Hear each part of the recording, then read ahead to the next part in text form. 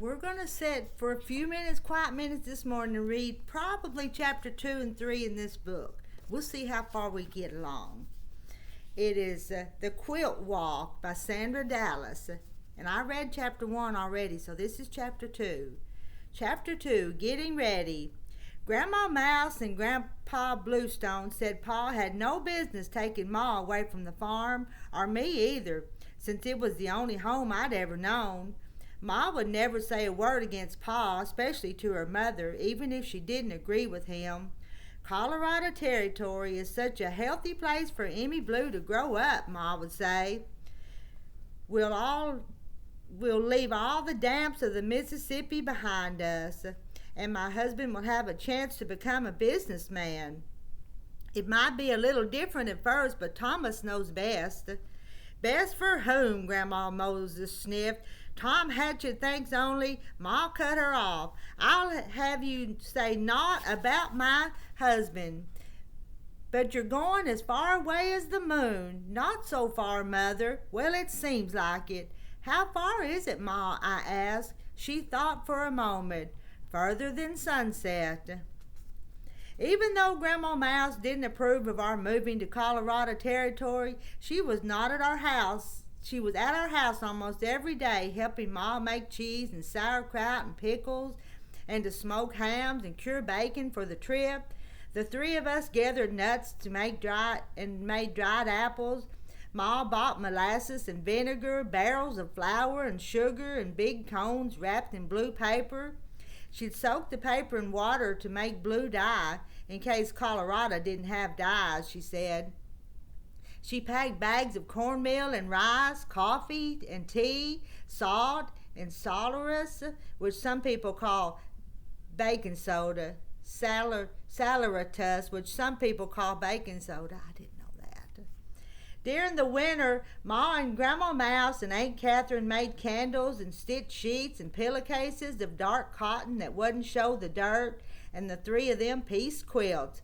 Pa told Ma to leave the quilts behind. They'd get tore up too easy, he said, but Ma put her foot down. I'd as soon leave Emmy Blue behind as my quilt, she told him in such a strong voice that Pa put up his hands in surrender. Still, he complained that the wagon would be packed to overflowing.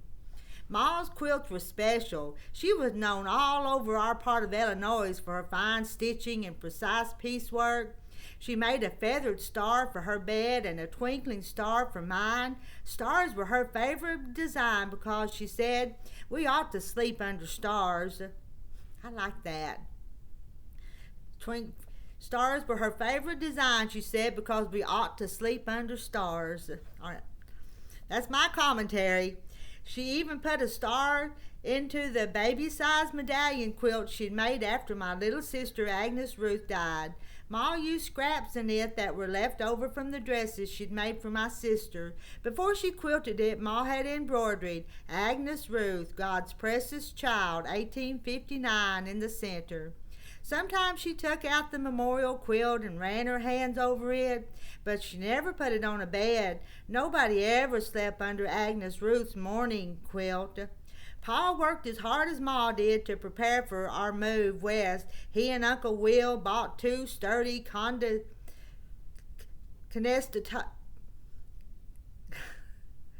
Conestoga wagons with big canvas covers stretched over hickory hoops and wheels that were made of narrow-grained oak. The wagons were big enough that Ma could stand up inside one. The men spread tar over the sides and bottoms of each of the wagons to keep out the water when we crossed rivers. They purchased lengths of pipe and kegs of nails, doorknobs and window latches, sheets of glass and fancy lumber for finishing the inside of the office block. And when spring came, they loaded it all into the two wagons along with tools and a tent. Meanwhile, Ma and Aunt Catherine set aside the food supplies, the clothing, and our personal belongings. Grandma Mouse didn't want to help them pack, but I did. Why are you burying the teacups in the flour barrel, Ma? I asked, watching her thrust one of her precious brown, white, and gold tea leaf patterned cups deep into the flour. That'll keep them from getting broken. It's a long ride over hill and prairie and across rivers. If the wagon tips over, our cups will be safe, Ma replied and laughed. I hope we'll be safe too. She touched the end of her nose with her hand, leaving a trace of white flour. She looked like baking day. Aunt Catherine handed Ma another cup and said to me, Don't you remember we hid the silver teapot in the sack of rice so it wouldn't get banged up? And we buried the eggs in the cornmeal to keep them from cracking? And we stored the lucifers in a bottle with a cork so they wouldn't get wet? She shook her head. You can't start a fire with a wet match. We'll have to learn to adjust, Ma said. In fact, she had already begun to do just that. Pa told her she couldn't take both the tin plates and the china plates. One set would have to be left behind. Because she knew the china plates would get broken if we used them on the trail, she gave them to Grandma Mouse and packed the tin set. Just like you adjusted your skirts. Just like you adjusted your skirts, I asked. The two of them had hemmed their skirts well above their boot tops, which Grandma Moses had said was scandalous.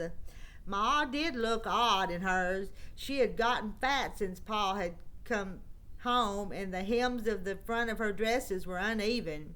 Do you want me to be fashionable, or do you want me to let my skirts drag in the dirt and wear them out? Ma asked me. She smiled at me as she wiggled another teacup into the flour. I have to say our skirts are now more comfortable, although I would not wish to enter Golden dressed in a skirt that topped my boots. When we get there, I'll let down the hem on my best dress, the black one, for I want to make a good impression. On the Indians, Aunt Catherine asked. Catherine, Ma warned, I'm sure Colorado is perfectly civilized. Pa came into the house then and looked at the foodstuffs in the kitchen. Can't you cut down on some of it, he asked. On what? Ma replied.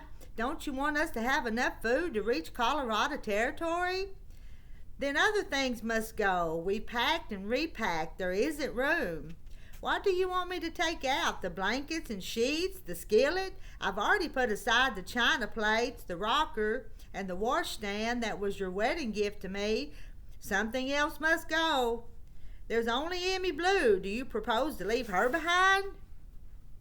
I looked up, my mouth open. They wouldn't leave me with Grandma Mouse, would they? When Ma saw the look on my face, she said she was only joking. I wouldn't leave you. I love you as much as a wagon train of people, she whispered.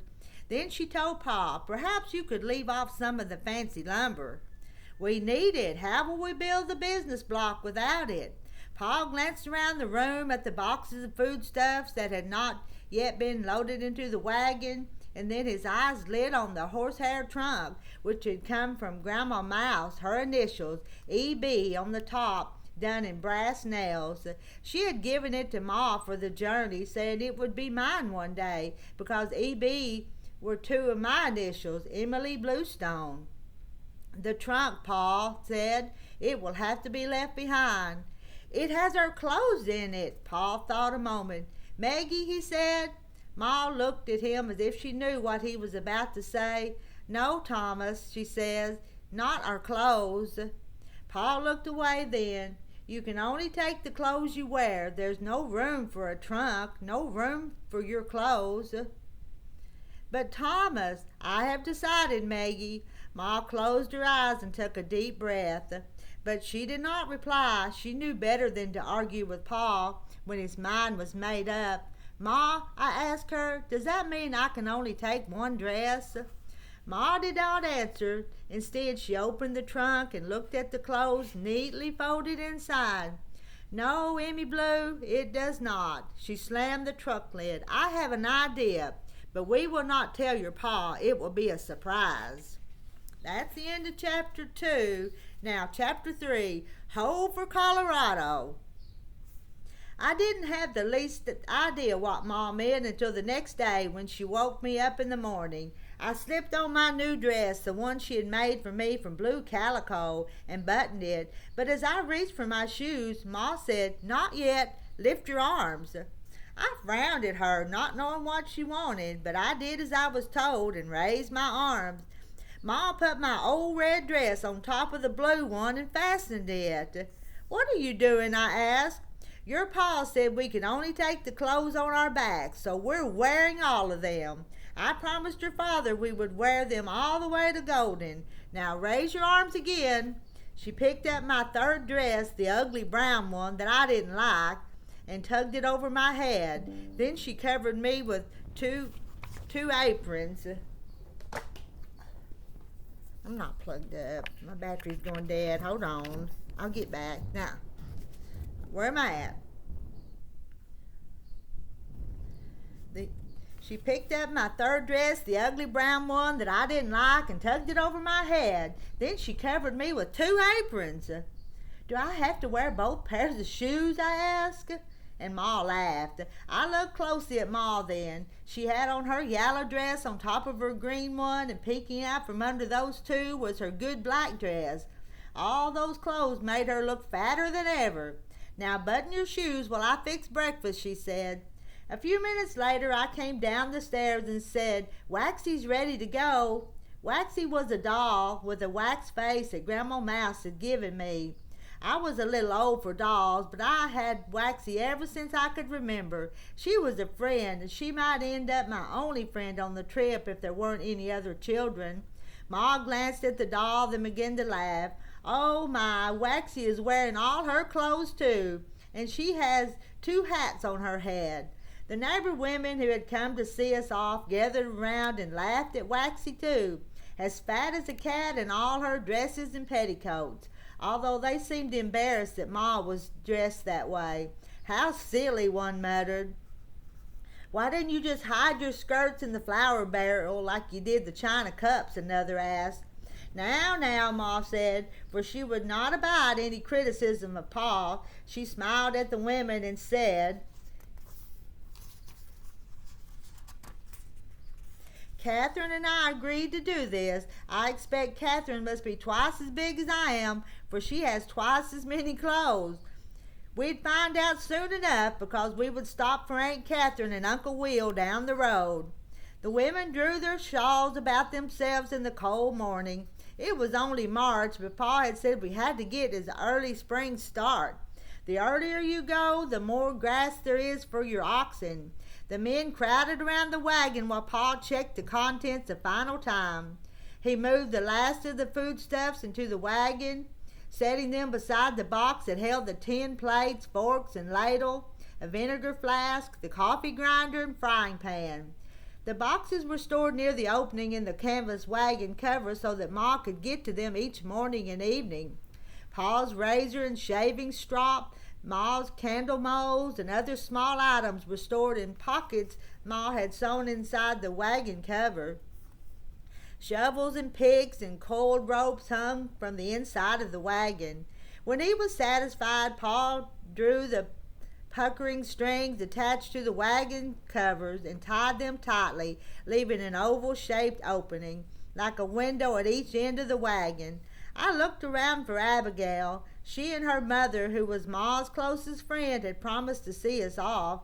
I saw them in the distance, hurrying toward us, each carrying something.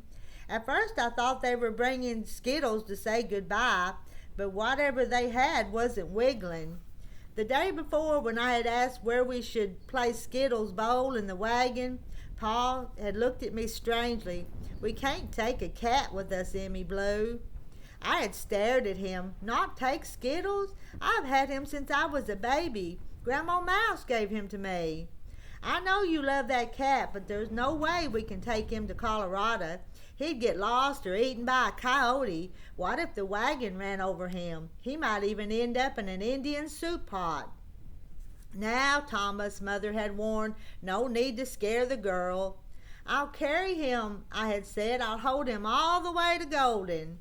But you can't, Pa had told me, and as if to prove him right, Skittles had jumped out of my arms and rushed through the door. I'm sorry, Emmy Blue, Pa had said gently. You can't take a cat on such a long trip, and that's that. I thought your mother told you. I never, Ma said, but when she saw Pa frown, she had stopped. We'll have to find him a good home, maybe with Abigail. She loves that cat. Skittles is our family, I had cried, but Pa just shook his head, and I knew that Skittles wasn't going into our wagon any more than the trunk with the EB initials on it. Ma and I took Skittles and his bowl to the Stark house and asked if my friend would take him. Could we, Abigail asked her mother. I guess one more cat wouldn't eat us out of house and home, Mrs. Stark said. We'll take good care of him, Emmy. When they reached us now, Abigail's mother thrust a bundle into Ma's arms. I'm late because I had to add just one more stitch, she explained, and I realized she had brought us a quilt. Ma had tears in her eyes as she glanced at Pa, and I knew why. She was wondering how she could tell Mrs. Stark that there wasn't room in the wagon for anything more, especially a quilt. Pa had already fussed about the number of quilts we'd packed. Let's open it, Mrs. Stark said. Two of the women began to unfold the quilt. Others tucked the sides and spread it out. Ma looked at it and gasped. Oh, my, she said. Oh, my. Emmy Blue, it's a friendship quilt. She looked around the circle of friends, her eyes shining. You made this for me? We wanted you to have it to remember us by. Each of us made a block and signed it. When you lie on the prairie at night, you can touch the names and think of us, said Mrs. Stark. Ma turned to Pa and explained. The pattern is called Chimney Sweep. We made these quilts so our friends going away won't forget us, as if I need a quilt to remember my dear friends. We have stitched our heartache at your leaving into this quilt, Mrs. Stark said. I brought you something too, Abigail whispered to me. She handed me a folded piece of cloth. I opened it and found a single chimney sweep square. It's for Waxy. I made it myself, she said, although I already knew she had because the corners didn't meet and the stitching was uneven. Oh, Abigail, it's beautiful. I ran my hand over the square just the way Ma had run her hand over the quilt, thinking what a wonderful gift this was. I knew Abigail didn't like to sew any more than I did. But you didn't sign it. That's because I don't know how. I can't write, you know. But you can tell it's from me because of the bad stitching. Then she whispered, I only just learned to thread a needle, and we both laughed, remembering our afternoon under the quilt frame. As Ma was folding the quilt, Pa said, There's not room to pack another thing, Maggie. Then I shall carry it, Ma said firmly. Carry it or stay home. I may have to leave my friends behind, but I will not abandon our friendship quilt. Perhaps it will fit on top of the medicine chest then, Pa sighed as he tucked the precious quilt. Just as we climbed onto the wagon seat, Grandpa Bluestone and Grandma Mouse arrived. Pa grumbled that they were only making us late. Ma told him we were late because he had insisted on repacking the wagon. Ma was happy to see her parents and stepped on a spoke of the wagon wheel to get down off the box. Grandpa rushed to help her, giving Pa an angry look. You could have waited. She'll need her mother and the other women when her time comes. And Emmy Blue, who knows what dangers she'll face. We've been over that, Father Bluestone, Pa said. Boy, are you taking your family into the jaws of death? Grandpa Bluestone told him. Grandpa was always saying things like that. Father, Ma said, Thomas is taking every consideration for our safety. Huh, Grandpa protested. Then he took a deep breath and said, I suppose you have indeed done that, Thomas. Well, if I can't talk you into staying, then I wish you luck. Emmy Blue, I almost forgot, Grandma Mouse interrupted. I've got a surprise for you. You can open it after you cross the Missouri River, not a minute before. What is it? I asked. Grandma Mouse gave me the best presents, well, most of the time. She had given me white gloves and the girl's own book, too. It told how little girls were to make themselves useful. I was glad to leave that behind, but she'd also given me Waxy and clothes for my doll, hair ribbons and hard candy. Now she took a small calico seed bag from the basket in her wagon and handed it to me. Something for you to do as you travel west.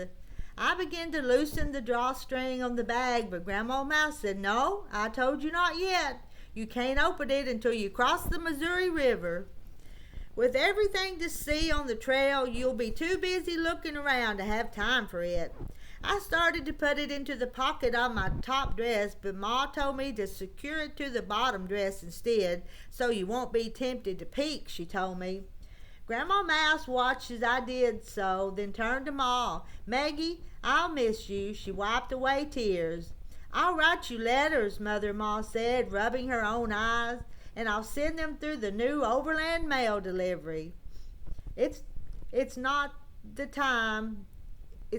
same. You're our only daughter."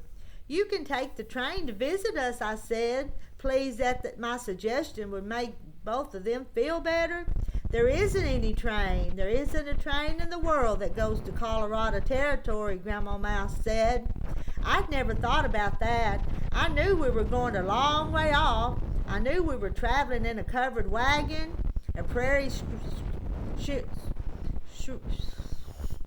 schooner, Paul called it, because it was like a big ship, and Paul had said we'd be driving it through a sea of grass. But until then, it hadn't occurred to me that we were going to a place so far away that no one would visit by train, only wagon." I glanced around our farm at the white house where I had been born and lived all my life, the place I called home, and suddenly our move to Golden didn't seem like a wonderful adventure anymore. I looked up at my room, at the two windows with the pointed tops that made them look like church windows.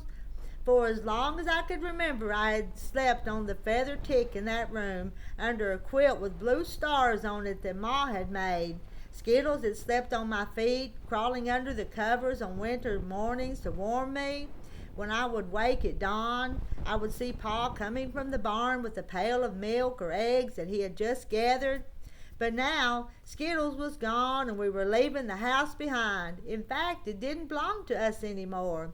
Pa had sold it to buy supplies for his business block in Golden. For the first time, I wondered where I would sleep after we reached Colorado. I reached for Ma's hand. I was confused about whether I wanted to go to Colorado Territory. Part of me was like Pa, wanting the excitement of going to a new place where we might become rich, but the other part wanted to stay in Quincy with my friends and grandparents, with everything I knew, where I would be safe. "Goodbye, little house," I whispered, my voice low and trembling. It was mid-morning by the time we left Quincy. Pa shouted, "Ho for Colorado," and tapped the whip on the rump of the lead ox, telling him to giddy up.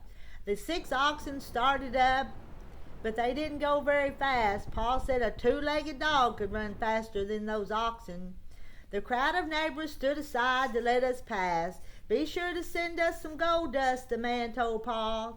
"They say you need to take a wheelbarrow with you to haul all those solid gold Pikes Peaks nuggets," another yelled. Pa had told me that Colorado gold country was called Pikes Peak, for a big mountain that the travelers would see from far away. A neighbor asked Pa how many miles he expected to cover in a day, and Pa replied, 10 to 15. "Well now, won't that be traveling?" the neighbor said. "You'll go like the wind." The women didn't call out. Instead, they stood silently, trying to smile, but they knew Ma would miss them. The women stood with Grandpa Bluestone and Grandma Mouse, who waved her handkerchief. Abigail ran alongside the wagon until we reached the edge of our property. Then she stood at the fence post and waved. She took the arm of her doll and waved it too, and I waved Waxy's arm back at her.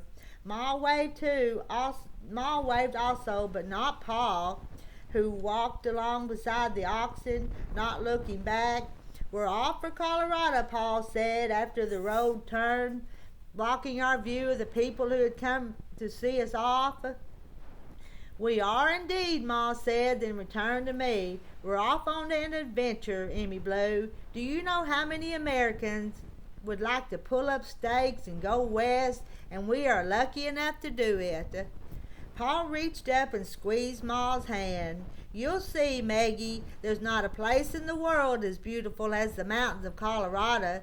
They'll be right at our doorstep. Ma smiled, and I thought again about what she had said about dandelions and learning to enjoy them if we couldn't do anything about them. I wondered if that strange place called Colorado Territory even had dandelions. I wondered if I should have brought some seeds. It's the end of chapter 3. Here, I'm just going to show you real quick. This is the quilt my grandma made, probably in the 60s. She passed away in 75, I believe it was, so she made it several years before that. It's a flower basket. Isn't that pretty? All right, that's the end of chapter 3. We'll read chapter 4 and 5 next time.